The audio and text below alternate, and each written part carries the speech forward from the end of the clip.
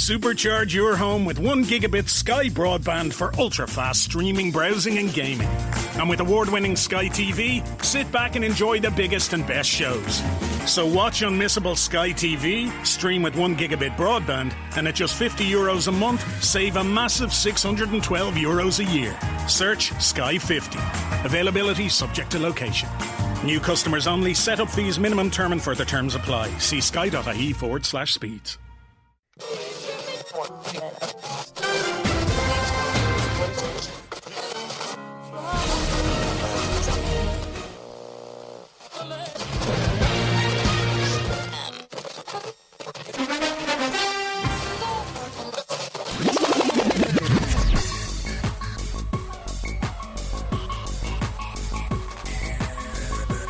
Onto your headphones and pour your favorite beverage.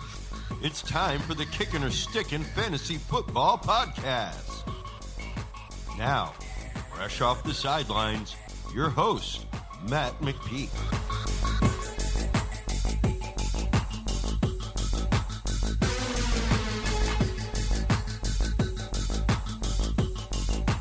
Fantasy freaks and geeks, what is up?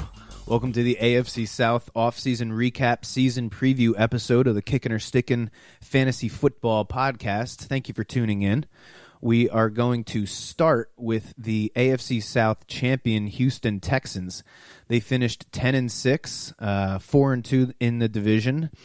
They drew the Buffalo Bills in the first round of the playoffs, and it was a pretty good game between two young up-and-coming / star QBs in the making. Watson's already there, but I think Josh Allen is definitely on his way this year. The wild card game was kind of a one-man show for Josh Allen. He threw the ball 46 times for 264 yards. He led the team in rushing yards, and he caught the team's only touchdown on a 16-yard pass from John Brown. But Allen lost one of the two fumbles. The Texans did a great job against everybody else. Devin Singletary was really the only guy that had a good game besides Josh Allen. Deshaun Watson was a man that day. He also led his team in rushing, and he completed 80% of his passes while doing it. They then lost to the eventual Super Bowl champion Kansas City Chiefs in the divisional round after going up 24-0 and then getting steamrolled with a 36 unanswered point streak with 3 Travis Kelce touchdowns. It was pretty ridiculous. That's now 2-4 in the playoffs under Bill O'Brien. I think the Texans need to at least get to the AFC Championship game this year, or Bill O'Brien will probably be gone. They are one of the few teams that has a real chance at a Super Bowl because of their quarterback, and that quarterback is still on his rookie deal. He's going into his 4th year now, and if they're not careful, they're going to lose him too when his 5th year comes up. And this offseason is going to be a pivotal time for Deshaun Watson's relationship with the Texans, in my opinion. The Texans' offseason began with one of the most bizarre, puzzling trades involving a perennial Pro Bowler I think we've ever seen. They traded away DeAndre Hopkins for David Johnson and a second-round pick. They also switched 7th-round picks, I think it was, but essentially it was Hopkins for Johnson and a second-rounder. Johnson has he's had a pretty up-and-down career so far when it comes to his season totals.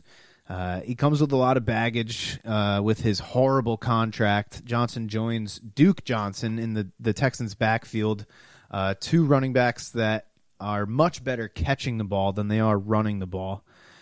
So it will be very interesting to see how those touches are distributed amongst these running backs, considering how little the Texans throw the ball to their running backs. You go back and look at how many targets Texan running backs have had under Bill O'Brien compared to the league average, and it's a little below the league average. The Texans gave Randall Cobb a big $9 million a year contract for 2 years, and they traded the second-round pick that they got for DeAndre Hopkins for Brandon Cooks. So essentially you can look at it like they traded Hopkins for Johnson and Brandon Cooks. I guess it's not the most horrible trade. They also drafted a wide receiver in the 5th round, Isaiah Coulter from Rhode Island. So they're obviously going to take the committee approach to filling Hopkins' shoes, which are pretty huge shoes to fill in that offense. Hopkins not only led the team in targets, catches, yards, he tied Darren Fells for the most touchdowns on the team. But to me, it's the intangible things that I think the team will miss the most. The attention he demands from defenses. The Texans have a decent collection of wide receivers with Brandon Cooks, Will Fuller, Kenny Stills, and now Randall Cobb, but none of them really demand a double team. Yes, you might have to keep your safeties back because of the speed and the deep threat that is Brandon Cooks and Will Fuller, but they're not the same type of receiver as DeAndre Hopkins. Let's not be crazy here. The other thing is the confidence that he brings to that offense. For a young quarterback, having a guy you know that you can just toss it up in his vicinity and he'll go out and get it. A guy that is a monster on those 50-50 balls, and he's the ultimate red zone target. I think those are the things that Deshaun Watson and the Texans are going to miss the most. On the other hand, he will definitely have the most complete receiving core that he's ever had, including those pass-catching running backs. So, yes, you lose one of those alpha dog top wide receivers, but it seems like they do have more of a complete offense now around Deshaun Watson. Right out of the gate, the Texans are at the Chiefs, then they're at home against the Ravens.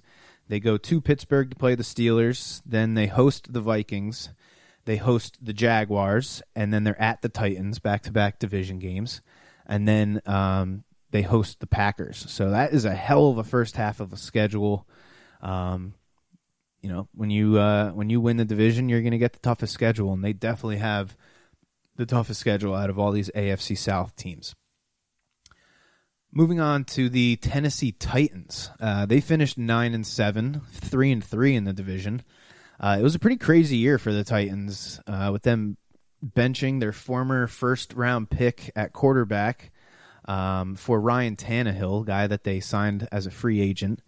Then they finally found a number one wide receiver in A.J. Brown, and Derrick Henry had another year showing he can handle this big workload. You hear a lot about these bigger running backs that maybe, getting 30 carries a game is not really the best thing for him, but he showed in now back-to-back seasons that as the season goes on, he gets stronger and better. So that's definitely good to see if you're a Tennessee Titan fans. The Titans also made it to the playoffs and got all the way to the AFC Championship game. First, they beat the Patriots 20-13 in the wild card round, one of many games where you see a former Patriot player playing or coaching against Bill Belichick. They held Tom Brady to only 209 passing yards, no touchdowns, one interception, and that interception was actually returned for a TD by ex-Patriot Logan Ryan. In fact, that pick six was the last pass that Tom Brady threw as a Patriot. Pretty funny thing there. Then in the divisional round, they had to go to Baltimore and play the highest scoring offense in the league, and they held them to only 12 points. They forced Lamar Jackson to throw the ball 59 times, had 2 interceptions. The Titans sacked Lamar Jackson 4 times and held the Ravens running backs to only 42 rushing yards, their fewest output all season long. They forced the Ravens to be a pass-first team, and it was obvious that Jackson's passing was just not up to par yet. He's still a young dude. I think it had a lot to do with them going out and drafting 2 wide receivers in this past draft. I think that Ravens offense is definitely going to look slightly different this year. I think they're going to have to keep that passing game going a little bit more from game to game. I don't think they're going to be able to, or it's not that I don't think they'll be able to, but I think they're just going to have to, stay away from trying to rely on running the ball so much, because the Titans showed that, if you can stop that running game and make the Ravens one-dimensional, it's going to bode well for you. And then, as I mentioned, they lost in the AFC Championship game to the Kansas City Chiefs. The Titans were held to only 85 rushing yards, their second lowest rushing output all season. probably the biggest knock on the Chiefs all year was, and especially the year before, was their run defense, and were they going to be able to hold up in the playoffs when you know all their opponents were just going to try and run the ball all game, play a ball control type of offense, and keep Patrick Mahomes off the field. And that defense answered the call against the best running back in football last year. So that was good to see for the Chiefs, and then obviously they went on to win the Super Bowl. The Titans used the franchise tag on Derrick Henry and decided to keep Tannehill from hitting free agency by giving him a 4-year deal worth over $100 million. They lost last year's starting right tackle Jack Conklin to free agency, but they re-signed Dennis Kelly to a 3-year deal, and they signed Ty Sambrillo to a 1-year deal.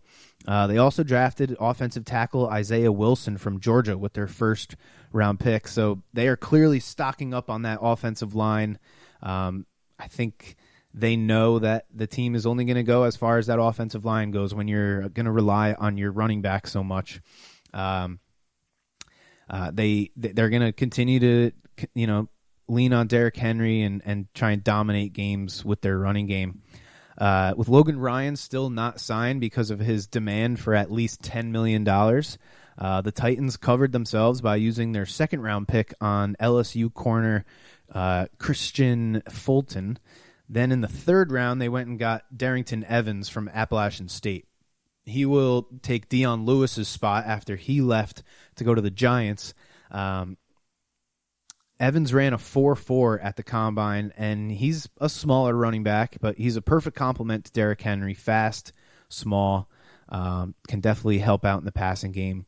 Evans should definitely catch a few balls a game and might spell Henry on some of those first downs after big runs or maybe some of those third and long situations, but I don't see him taking any of those super valuable goal line touches or those fourth quarter touches when we see Derrick Henry just mauling defenders who are tired of trying to tackle a bulldozer all game. So that's definitely one of the better complementary tandems as far as running backs go. Longtime Titan Delaney Walker retired this offseason, leaving that tight end room to Jonnu Smith and Anthony Firkser, two versatile tight ends that are great in the running game as well as good in the passing game. So the Titans look pretty locked and loaded to try and replicate what they did last year. The Titans' defense was not as good as they weren't as good last year as they were in the previous seasons, despite what they did in the playoffs versus the Patriots and the Ravens. If they can do what they did in the playoffs all year round, they'll have one of the best defenses in the league. They traded Jarrell Casey to the Broncos for a 7th-round pick, which he was not very happy about. He was quoted as saying, "The Titans threw me away like a piece of trash after spending 9 years there." They addressed that need with their 5th-round pick in the draft by taking Laurel Murchison from North Carolina State. And they also signed Jack Crawford to a 1-year deal. So they got some youth at the defensive line. As far as their schedule goes, they start at the Broncos, which is never a good place to start week 1 with that high altitude. Then they get a division game against the Jaguars. They're at the Vikings, and then 3 games at home versus the Steelers, the Bills, and the Texans. So that's probably their toughest stretch, and they're lucky that they get all 3 of those 3 teams at home. So both AFC South teams that made the playoffs last year have a pretty rough first half schedule, which should help open the door for the next team that we're going to talk about here, the Indianapolis Colts. They finished the season 7-9. They were also 3-3 in the division. The Colts' 2019 season was pretty much doomed from the beginning when all-pro quarterback Andrew Luck retired early, and the Colts cut P.J. Walker, who went on to become the unofficial MVP of the XFL. He never, officially won that title, but I'm going to give it to him because that dude was awesome in the XFL. Jacoby Brissett is not the worst quarterback in the league, but I think it's pretty clear that he's not a starting caliber, NFL material type quarterback, which is why the Colts brought in Phillip Rivers this offseason. But the Colts will still be a run-first team. Last year, they were 5th in rushing yards per game, 4th in rushing attempts. They were 2nd in rushing first downs per game.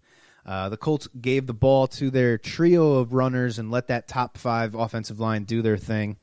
But they had the 3rd fewest passing yards per game and the 4th lowest completion percentage, the fourth lowest passing touchdown percentage. So Phillip Rivers will certainly make that offense more balanced. They'll probably be a little more explosive, and it should help a lot more with these the fantasy relevant Colt pass catchers compared to last year. Guys like T.Y. Hilton, who finished as the number 57 wide receiver in half PPR last year. Nyheim Hines, probably their third running back. He was number 44 running back last year. And then Jack Doyle, who finished as the number 17 tight end. Those are three guys that I think should benefit the most from the change at quarterback, especially Jack Doyle after the team let Eric Ebron walk in free agency. Doyle will have to compete with newly signed Trey Burton, though, who head coach Frank Reich is very familiar with. Burton was he was the guy that threw the touchdown pass to Nick Foles in Super Bowl 52 when Reich was the offensive coordinator in Philadelphia. Burton will try and make a comeback after having two really bad seasons with Chicago. I know he's had a couple injuries here and there, but he did not pan out. That was one of the worst signings of the past couple of years. I think the combo of Frank Reich and Phillip Rivers is going to be great, though. The term quarterback whisperer, quarterback guru, very much overused, but Frank Reich is definitely a really good coach, and I'm excited to see what they can do together when you give a good coach like that, a veteran that understands the game. Rivers has always been a very cerebral quarterback, always changing the play at the line of scrimmage. He loves to just wing it and give his guys the chance to go up and make a play. He's also one of the most fiery quarterbacks we've ever seen as far as trash talking goes. You've seen highlights of him trash talking defensive linemen and everything, but he doesn't swear, so it's kind of weird hearing him saying things like "dog it" and stuff like that. But I think besides going to Tampa Bay, Phillip Rivers coming to Indianapolis is probably the best spot for him. The Colts made a big trade before the draft. They sent their first-round pick to the 49ers for defensive tackle DeForest Buckner. This was somewhat confusing to me because Indy's rush defense was actually pretty good last year. They allowed the fifth fewest rushing yards per game and the third fewest rushing touchdowns. But they were middle of the pack in scoring defense and sacks, so maybe that's why they felt like they needed to upgrade that defensive line, and they must not have liked any of the D tackles in the draft for them to trade that first rounder, knowing that they're going to have to pay this dude too. So it's not like you just trade him and take over an average salary. This is probably one of the top defensive tackle salaries in the league. With their first pick at number 34 overall, they took wide receiver Michael Pittman from USC, which as a Jet fan killed me. I was really hoping he was going to fall to the middle of the second round. Hopefully the Jets were going to be able to pick him up, but the Jets got Denzel Mims, and it's all good. He'll be looked at as the Colts' number 2 wide receiver, but I would not be surprised if after this season Pittman is the top dog in Indy, with T.Y. kind of getting up there in age. And, he's not one of these prototypical big-bodied wide receiver. He's kind of one of these smaller guys. They got another wide receiver in the 6th round as well with Desmond Patman, who played with Gardner Minshew at Washington State in that air raid offense. So they'll have some new weapons at wide receiver to go with T.Y. Hilton and Paris Campbell and Zach Pascal. But the biggest move in the draft that the Colts made was at number 41 overall when they selected in the second round. They took running back Jonathan Taylor from Wisconsin. Taylor was probably the most traditional workhorse type running back in the draft. He showed in college that he can handle an NFL workload, and he's a perfect match for that offensive line. He's a better back than Marlon Mack, although he probably has the same receiving chops that Mack does, which haven't been all that great. But one thing that Phillip Rivers has always done well is get his running backs the ball in space. He loves to, if the play's not there, he's just going to dump it off to his running backs and let them pick up some easy yardage. So we'll see how these running backs play into the Colts passing game. Nyheim Hines probably stands to get the most targets out of the group, but he's got to be on the field to catch the ball. So Marlon Mack is going into his 4th year, so the team can ride him this season, decline his 5th-year option after 2020, and then have Jonathan Taylor ready to go or maybe a team has a big need at running back midway through the season, and the Colts feel like Jonathan Taylor is ready to take over as the lead back, and they use Marlon Mack as trade bait. So this pick definitely gives them some options. Running back was probably not one of their bigger needs, but Jonathan Taylor is a different kind of dude. So you put him with that offensive line, and should be a lot of fun to watch. The Colts are a very interesting team to me in 2020. A decent defense, a great offensive line with a good group of running backs, a pretty solid wide receiver core with an above-average group of tight ends, a potential Hall of Fame quarterback in Phillip Rivers, and a really good coach. So they got all the ingredients to have a good team, and I'm not sleeping on the Colts this year at all. Their key schedule stretch starts to me in Week 9 versus the Ravens. Then they're at the Titans. They are at home against the Packers, then at home against the Titans again, and then they are at the Texans Week 13. So 3 division games over the span of 5 weeks with the Ravens and the Packers mixed in there. Definitely not easy, but out of the 4 teams in the AFC South, they probably have one of the easier schedules. So that bodes well for you Colt fans out there. And last but not least, we got the Jacksonville Jaguars out of Duval. 6-10 last year. They only finished 2-4 in the division. The Jags' 2019 season did not go as planned in any way. Free agent darling quarterback Nick Foles only played in 2 games after a broken collarbone, I think it was. Pro Bowl cornerback Jalen Ramsey demanded to be traded, and he faked a back injury to make it happen. There were rumors that the team was going to maybe move to London. It was just a fiasco in Jacksonville. They had a massive fall from grace from playing in the AFC Championship game in 2017 to picking in the top 10 in 2020. They are the perfect example of what happens when you have a team that has everything except a quarterback, but then they still try and just throw money at the quarterback that they had on the roster. Blake Bortles kept that team from winning it all, in my opinion. It's a shame to see that old school type of, run the ball, play defense, complementary football kind of just fall apart because of the tensions between players and management. They have pretty much been a circus since Pocket Hercules Maurice Jones-Drew left in 2013. The one bright spot for the Jags, though, last year was the play of their 6th-round pick, Gardner Minshew. The team traded away Nick Foles this offseason, so that leaves Minshew as the lead dog there in the quarterback room, and he'll have every opportunity to be the starter going into this season. I think I saw they brought in Mike Glennon to back him up, so not much of a threat there for Gardner. And you put yourself in a good position when you have a 6th-round pick starting at quarterback and actually playing pretty well. They started their offseason by trading away Calais Campbell to the Ravens for a 5th-round pick, and they used their franchise tag on Yannick Ngakoue. A lot of insiders were expecting him to get traded on draft night or day or two before draft night because of how vocal he's been about not wanting to play in Jacksonville. In 2020, he's made multiple Twitter posts and even went on ESPN and said, it's time for us to move on. He's just not happy. He was even in like a Twitter beef with the owner's son or something like that.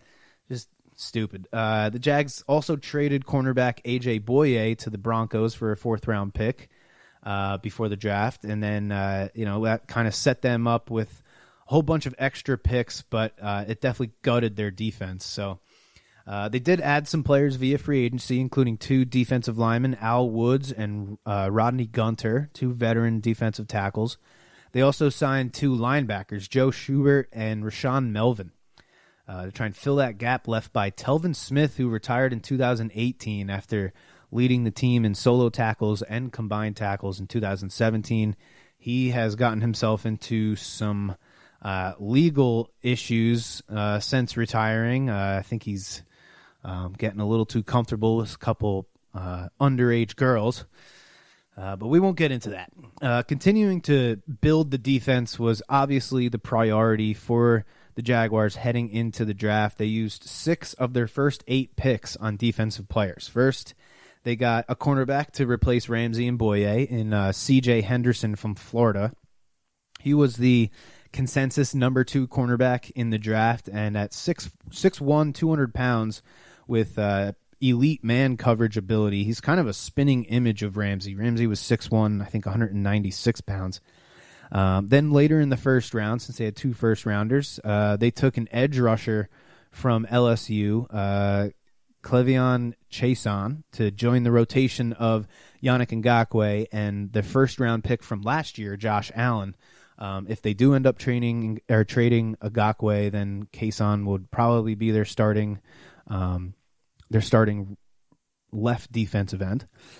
Their second-round pick, wide receiver Laviska Shenault, seems to be a great fit with Gardner Minshew and the offense in Jacksonville, which will be built around Gardner Minshew's strengths. He's super versatile. He took snaps as a wildcat quarterback. He was handed the ball as a traditional running back out of the I formation. He played both inside receiver, outside receiver. He lined up as a tight end a bunch. So he's definitely a super versatile guy, and he's an absolute dog when he gets the ball in his hands. If you want some fun watch, go watch his highlights. He apparently got offers to go to places like Alabama and Clemson, but he wanted to go somewhere that wasn't on the map yet, as he said it. So that's why he went out to Colorado. In the third round, then the Jaguars they took a run stuffer, defensive tackle from Ohio State, Devon Hamilton. And then they went with an offensive lineman in the beginning of the fourth round, but then they took another cornerback and another linebacker with the pair of fourth-round picks that they got for the trades of A.J. Boye and Nick Foles. So they definitely had a plan going into the draft. They accumulated a bunch of draft picks. They made 12 picks altogether.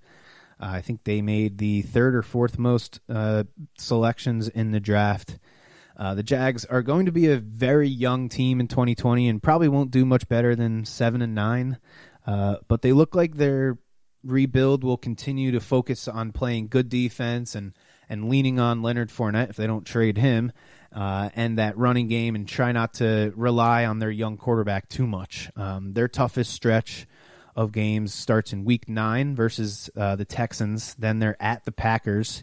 And then they're at home against the Steelers and at home against the Browns, which the Browns look like a pretty average team right now. But come Week 12, if that offensive line there and their defense is playing better, I think the Browns could be one of the bigger surprise teams of the league, which people have been saying for a couple of years now, but it might actually happen. Then they're at the Vikings in Week 13. They're at home against the Titans, and then they're at the Ravens in Week 15. So they also start and end with the Colts. So definitely no cakewalk schedule for the Jacksonville Jaguars, who finished last in the division last year. They're going to have to earn every one of those wins that they get. So that's going to do it for the AFC South offseason recap and 2020 season preview. Thank you again for tuning in. Next week, we're going to check out the AFC East and see what's up in that division now that Tom Brady's gone. Maybe we'll finally see a team win besides the Patriots, which would be great. So, again, thanks for tuning in, and as always, may the fantasy gods be cruel to your opponents.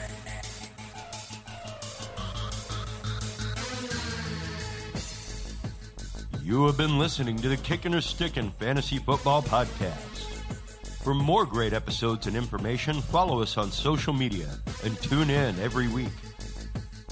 Kickin' or Stickin' is available on Google Podcasts, iTunes, iHeartRadio, Spotify, Alexa, Reach.tv, or your favorite podcast service.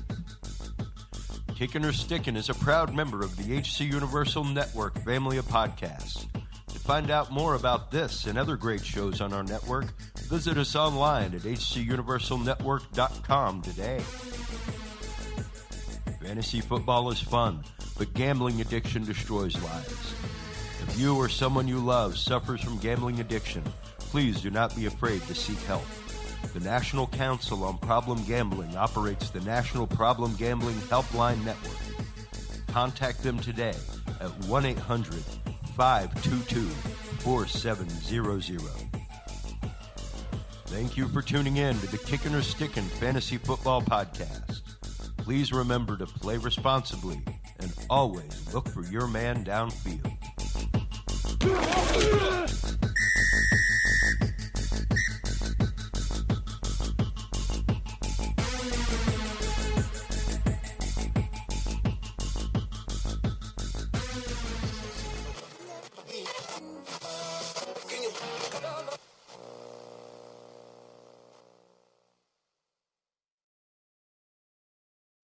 To Ireland's frontline healthcare workers, thank you for the early mornings and the late nights. Thank you for the missed birthdays and the missed bedtimes. Thank you for the 24-hour shifts, the bruised cheeks and the hands washed raw. Thanks from all of us. You've been looking after Ireland, so it's time we looked after you. To thank our healthcare workers and donate, visit irelandthanksyou.ie. Proudly supported by Kyo's. Want award-winning box sets? Try Now TV. See every epic episode of Game of Thrones, both sides of the law in The Wire, and why Succession got everyone talking.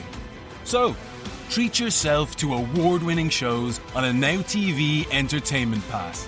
To start your 14-day free trial today, search Now TV. 18 plus, new customers only. Auto renews at €15 unless cancelled. Offer ends 7th of July. Terms apply.